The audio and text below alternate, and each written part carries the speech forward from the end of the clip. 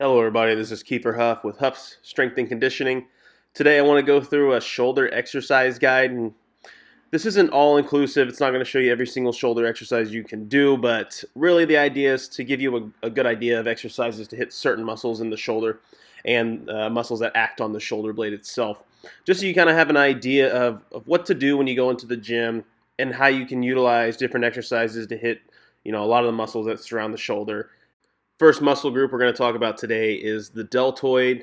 There's an anterior, middle, and posterior part. Your delts are large prime movers that have a lot of functions at the shoulder. So one of the first exercises we have here is lateral raises. This is what we call abduction of the shoulder. It's really going to work that middle part of the deltoids. So blast some of these out for a good pump and to really focus there. Your front raises, so same as your abduction, but this is what we call shoulder flexion. This guy here is going to work the front delts. To also hit the deltoids, you'll notice this is a pressing motion. Any overhead press motion is going to be great for working the deltoids since they are a prime driver in getting the arm overhead. Notice the elbows are positioned a little bit more forward in this.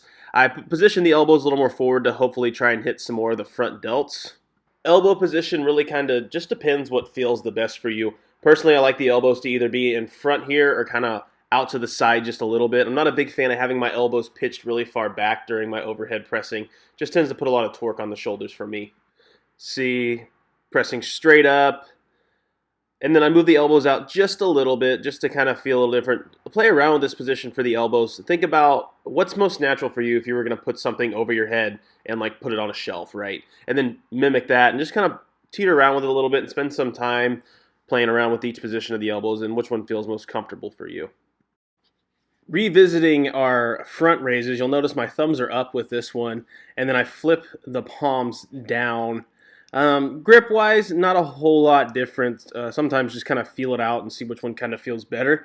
What you'll notice is if the hands do kind of flip over so your palms face the ceiling in what we call a supinated grip, it's going to get a little more of the biceps and the coracobrachialis, which we'll see in the future when we kind of look at those exercises. Now we're looking kind of at the posterior side of the shoulder. You can see rear delt flies. Really good for getting that posterior, also your rhomboids and everything. We'll kind of talk about that in the future as well. The posterior deltoid does what we mainly call horizontal abduction. So think of your arm kind of raised up parallel to the ground and bringing your arm backwards like you're trying to pull something behind you. That's going to be the main motion for the posterior delt. So anything where you're getting this kind of motion here is going to work that posterior delt. Face pulls here, going to work a lot of the posterior delt, rhomboids, external rotators as well. And you can kind of play with how you do them. I like to get a lot of external rotation there at the top. And then you'll notice different here. I'm not getting as much external rotation. I'm focusing more on that horizontal abduction of the shoulder. Next muscle group is a trapezius. This trapezius has a upper, middle, and lower part. And so the trapezius, a lot of people think is just your shrugging muscle, like they raise your shoulders up, but they have a multitude of functions at the shoulder and at the scapula itself. Mainly what it's going to do is it's also going to cause upward rotation of the shoulder, especially those upper and lower fibers. The middle part of the trapezius is going to pull your shoulder blades back, and those are going to be real good with your prone rows and prone horizontal row with ER at 90. And then the lower is going to get a lot of shoulder depression and also help with that upward rotation. So classic shrugs here, going to work the upper traps. And I like to lean forward a little bit just to get those upper fibers in a little bit more line with the shrug. And then the next one you're going to have, this is good because this is a full lateral raise with overhead elevation. So you're getting those upper and lower fibers also working in the upward rotation of the scapula. This here is the prone row. Notice I'm on my stomach. I got a weight and I'm focusing on squeezing my shoulder blade back and almost driving my elbow back. Really good for that middle trap. And then the next one, this is your prone horizontal abduction at 90 degrees of shoulder abduction. So this is great for that middle trap as well. And notice that I've got my thumb up. So you can throw some weight in your hand and get that going. And this is the prone Y. So think of you're doing the Y in the YMCA song. And that's pretty much exactly what you want to do. Really good for that lower trap and getting him real strong. So next is our pectoralis major and minor. So the pectoralis minor wouldn't really focus too much on trying to strengthen him a whole lot. He's going to do what we call anterior tilt of the scapula, depression, shoulder protraction, and downward rotation. Honestly, he has a lot of issues in the general population when it comes to having tight forward rounded shoulders. But Let's talk about a pectoralis major. So this guy has got multiple different heads. He's got what we call a clavicular head and a sternal head. He's going to bring that arm across the body. He's going to do another thing we call internal rotation of the shoulder. And mainly that clavicular head is going to help with that horizontal adduction and flexion of the shoulder, so raising your arm straight up. Then the sternal head is going to help with that horizontal adduction and then bring your arm down from overhead. So there's a couple different ways we can kind of hit these ones, and this is I really like what I call a three-part position with our cable crossover, which I'll show you that here in one sec. Looking at our three-way cable crossover, starting at the top, this is going to work a little more of the bottom of the chest, going to be that sternal head of the pectoralis major. You can get a little more range of motion by crossing the handles over. Down low, we're pulling up high just above our eyes. This is going to work that top clavicular portion of the pectoralis major. Incline bench also works very well for this, and so does incline dumbbell flies. And then we finish off right here in the middle. Arms a little bit right at about shoulder height or a little bit lower. Just kind of feel it out, whichever one feels good. And then same thing, you can bring your hands together, or you can even cross them over to get that last little range of motion for the pecs. Here's an incline bench press. So good for hitting the top portion of that pectoralis major and just the whole pectoralis major as well. Shoulder width, grip, find what feels good. A dumbbell fly on the bench. Now with these flies, you really want to focus on that slow eccentric and really controlling it on the way down. This isn't going to be an exercise that you're going to overload with weight and build a whole bunch of strength, but you're really going to work on developing the size of the pectoralis major with this exercise because it has a really strong eccentric component to it, so it's really going to help increase the size of the pectoralis major. Next up is our latissimus dorsi, or latissimus dorsi, however you want to say it. This is going to cause shoulder extension, so bringing your arm back behind you at the side. Internal rotation of the shoulder joint. And it's going to have some weak adduction as you bring your arm down. So what this guy does really well is pulling things down to the chest, so what we call lat pull downs or pull ups are also great. Straight arm pull down, so your arms are out straight and you're pulling them down to the side. Bent over rows and rows are really great for this one as well. Really important muscle when it comes to overall back development and increasing your back strength, and also just keeping a nice, strong, healthy shoulder. Here we have the straight arm pull down. I like to think about squeezing my shoulder blades back and down as I do this exercise, almost driving your elbow down to your back pocket to kind of really feel that lat work. The next exercise is going to be the bent over row. I can make a whole video on how to perform the bent over row, but you can get a little more body movement with it, or you can focus on strict bent over rows like I'm doing there. Then we have pull downs here. You can keep the chest up, or you can kind of remain with more of an upright position. If your chest is out and you're kind of really facing it, you're going to get more upper back involvement. If you're sitting really high up and nice and tight, you're going to get a little bit more of that lat involvement there, which is also good. Next exercises are pull-ups. Pull-ups are great, even though I'm terrible at them, but really good for increasing the lat strength and development. And then inverted rows, another great exercise. Depending on where you are in your fitness journey, you can start in this much higher position, or you can kind of walk yourself down. The more parallel you are with the ground, the harder it's going to be to perform these inverted rows. So wherever you find it most difficult. All you need to know about the teres major, it is a supplementary to the latissimus dorsi. So it basically does everything the lats do, and you're going to work them with every exercise on that.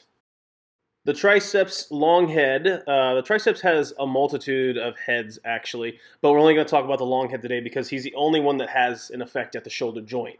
And the long head is a big proponent in what we would call shoulder extension, so once again bringing that arm back, so kind of assists that latissimus dorsi in that exercise of bringing your arm backwards behind you. So a couple good exercises for that are your prone shoulder extension and standing cable tricep extension as well. Really good at getting that long head worked up. And so here it is, standing tricep extension. So as I push down, trying to like almost turn my wrist out at the same time. Video kind of got cut off down there, but you get the gist of it, right? Good old biceps. Everybody loves doing some biceps, pumping up the bis. This guy's going to do shoulder flexion, so lifting your arms straight up with your palm facing the ceiling. He's also a partial labral support, especially the long head. So exercises that are going to work on this guy is what we call front raises with the arm and external rotation, which I'll show you that. And then your bicep curls as well are also good. The biceps also gets worked when you try to focus on your coracobrachialis, just like with the short head. So I'll kind of dive into that a little more as we get to this exercise coming up. But this is what I call that shoulder flexion with the arm in ER. So I'm kind of coming across a little bit, and you're going to get the short head of the biceps and also that coracobrachialis working as well during this one. So very good exercise for those two muscles. And then this is your standard bicep curls, right? And any bicep curl will work for the long head. So don't just limit it to dumbbells. This is that coracobrachialis. And the coracobrachialis is essentially just going from the scapula to the elbow. So it's really just doing that shoulder flexion like I just talked about. So in this, very similar with the shoulder, it's going to be the same with the short head for the biceps. It's going to really only work that just shoulder flexion, just like that. So you'll be able to knock those guys, knock out the coracobrachialis and the short head of the biceps with pretty much all the same exercises. And that being that raising your arm up just above to about shoulder height, almost crossing the body. So the serratus anterior, this one's called the boxer's muscle because it gives protraction to the shoulder blade, like that last little reach. If you're reaching out forward and you really want to reach further and you let your shoulder blade just kind of roll forward, that's what the serratus does. It does that, and then it also causes what we say upward rotation of the scapula. So it assists with getting your arm overhead. Very, very important muscle when it comes to getting the shoulder joint much further overhead and keeping the rotator cuff safe without there being any issues. Exercises for this is the push-up plus with downward dog, a dynamic hug, and then also a serratus anterior punch with the cable at 120 degrees of shoulder flexion. So this is what we call that downward dog with the push. So you'll notice my shoulder blades go back and I push them forward, and then I keep pushing my shoulder blades up overhead. And then the next one here is that serratus anterior punch overhead. So I'm really reaching forward and letting my arm go. So that's kind of what you're doing here. The shoulder's just a little bit above, and right there is where you want to feel that muscle burn. That's where that serratus anterior is located, and that's where you'll kind of feel it. So the rhomboid, minor, and major is going to cause what we call retraction of the shoulder blade, and also downward rotation. The exercises that also work for this, we've already talked about. It's the prone row, the prone extension with external rotation of the shoulder, and then the prone horizontal abduction with ER at 90-90. So those were just a little bit earlier in the video, so I would go back and look at the exercises for the middle trapezius because they're pretty much the same. Last one we have to talk about is the rotator cuff, and I'm going to spend some extra time on the rotator cuff because it is such an important muscle group when it comes to the function of the shoulder. We have 4 groups in the rotator cuff. You have your infraspinatus, which is going to do external rotation with the teres minor. So these two muscles do the exact same thing. They're located on the back side of the scapula, and they're going to do external rotation of the shoulder. The supraspinatus is going to do what you would call abduction of the shoulder. It's pretty much the same function as the deltoid, but it also does a great job. What it has to do is keep the humeral head depressed a little bit as we raise our arm overhead. And then the subscapularis, which is going to be on the front side of the shoulder blade, and that's going to do what we call internal rotation of the shoulder. Not only do they do those motions of the shoulder joint, but what they also do is they hold the head of the humerus real nice and snug in the joint capsule of the scapula, what we call our glenohumeral joint. So they need to be very good at having endurance for long periods of time, especially when it comes to us performing those big compound movements that require the delts, lats, and the pecs. The rotator cuff muscles are not prime movers like the delts, the lats, and the pecs. So what we need to do is focus on a lot of their endurance aspects, which is why I'm going to recommend when you do rotator cuff exercises like the ones that are listed here, that you really shoot for those high reps in the fatiguing aspect and just burn them out. I'm talking 20 to 30 reps, and they need to be burning to a high degree.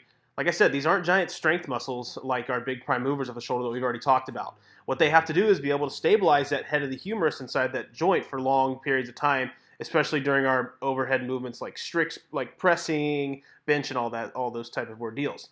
So one of the first exercises that we got going on here, as I walk around here, taking my sweet time, is the full can. And this is kind of like that Y position that we're doing, but just up to the shoulder. And like I said, this is going to be lighter weight. This is going to be like 5-10 pounds for beginners.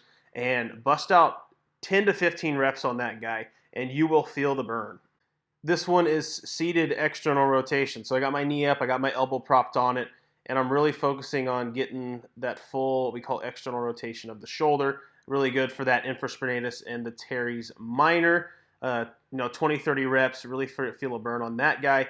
This one is your standing 90-90 external rotation. This one is also for the infraspinatus and the teres minor. Really going to work out those guys. Then you flip around, face the other way. Boom, you've hit the internal rotator. That's subscapularis. So in both those positions, 90-90, really good to hit those guys and get those ones burning up. Really feel the burn on those 20, 30 reps. And revisiting the face pulls like we talked about earlier, really good to hit that 90-90 position and getting those external rotators fired up. Be sure to incorporate these in your workouts, and a lot of high reps with these guys too, 20, 30. What we call our bilateral external rotation, which is, I have on the slide previously. Get a band, put it around the wrist, and just kind of pull that baby apart while you're trying to bring your elbows together. And then this is what we call an A. That's your W. That's your T. And then your Y. And don't forget the I. Real good exercise to hit all the back. So just to revisit this exercise, this is what you would call your A position. You can do this on your stomach or on an incline bench like I'm doing here, but this guy's going to activate the triceps, that long head guy we're talking about, going to get a little bit of the mid trap, and it's going to get some rhomboids too involved as well. Next one is the W position. So this is going to activate some external rotators as well. Get the teres minor, the infraspinatus, also the rhomboids and some of the mid trap as well. Get those guys fired up for this exercise and in this specific position there. The next one is going to be that T position. Now notice the T looks exactly like that prone horizontal abduction with 90 we've been talking about. So this is going to be, this is pretty much the same exact exercise. So it's going to really hit those rhomboids. It's going to really hit the middle trapezius as well. Great exercise for those guys. And make sure those thumbs are up in the air when you do that one. This one is the Y. So this is basically going to get that low trap. It's also going to get the supraspinatus involved a little bit too as well. Not to mention it's going to get the middle trapezius and also the rhomboids as well. So and then the last one here is going to be that I position. So you're going to get a little bit of that upper back also going too as well. The middle trapezius, the rhomboids. Going to get some supraspinatus involved as well. So as you can see, it's pretty much of all bang for your buck here with this exercise. So we've reached the end here. I gave you a lot of exercises and a lot of pointers about all the muscles in the shoulder, and you should basically be a kinesiologist by this point. So putting it all together, here's an example workout you could utilize at the gym to hit pretty much every single muscle that we were just talking about. So first one's going to be dumbbell overhead press. So you can do that in a seated position or a standing position. The dumbbell overhead press is going to work, mainly the delts, but you're also going to get secondary rotator cuff stabilization inside there. You're going to get a lot of the rhomboids stabilizing the scapula. You're going to get your upward rotators as well, like the upper and lower traps and the serratus anterior. Your inverted row. So this is going to be focusing on that back aspect. Going to get a lot of that lats going, the mid traps. You're going to get some rhomboids into that guy as well, and some of that long head of the triceps. A push-up plus with downward dog, so you can actually do a push-up and then continue with that push-up all the way up and going into that downward dog we were talking about. So you're getting the chest involved with this one during your push-up, and then don't forget that serratus anterior with that upward rotation of the scapula going there. And then the next one's going to be rope tricep extension, going to focus on the triceps. Dumbbell curls to hit the biceps. And then finishing on that last exercise we just discussed, which was that IWYTA. And you're doing 10 reps in each direction with this. So 10 I's, 10 Y's, 10 W's, 10 T's, and 10 A's. I promise you that is going to destroy your upper back and all those muscles that we just talked about. This exercise works. So really slow that exercise down and focus on feeling the muscles contract on that. And with that, I'll finish the video for my guide to a full shoulder workout. I hope that you learned something, or I appreciate you watching all the way through. And please reach out if you're interested in remote coaching. And thank you very much. Have a great day.